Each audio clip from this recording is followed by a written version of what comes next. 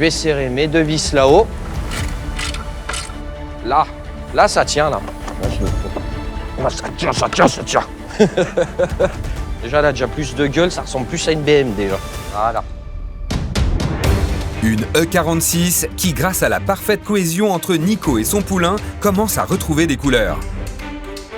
La fin du tunnel est encore loin, mais ce succès avec le remontage du masque avant met Brice dans les meilleures dispositions pour un éventuel essai dynamique avant la mi-journée. On n'a pas de roue sur notre voiture. Les pneus sur la donneuse sont complètement rincés, donc c'est très dangereux de rouler dans ces conditions-là.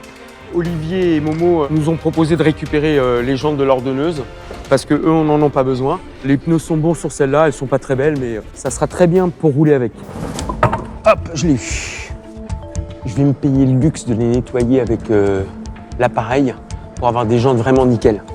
Nico qui était à fond sur le nettoyage des jantes, tout ça, pour qu'il me les remette sur ma voiture. Donc ouais, non, c'était super gentil de sa part. J'ai apprécié son geste et puis ça fait plaisir de le voir un peu aussi les mains dans le cambouis. Si Olivier et Nico s'étaient promis de ne pas intervenir dans le chantier de leur protégé, les enjeux du challenge et leur esprit de compétition semblent avoir pris le dessus.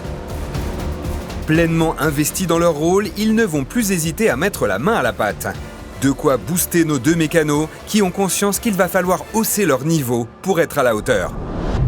Je vais remplir mon bocal tout de suite avant d'oublier. Il y a une pompe de direction qui envoie de la pression au niveau de la crémaillère pour avoir de la direction assistée. Si je remets pas d'huile, je vais avoir une direction dure et je vais abîmer la pompe. Donc il faut toujours qu'il y ait de l'huile dedans. S'il n'y a plus d'huile, on bousille tout en fait. La crémaillère, la pompe de DA, on peut tout bousiller.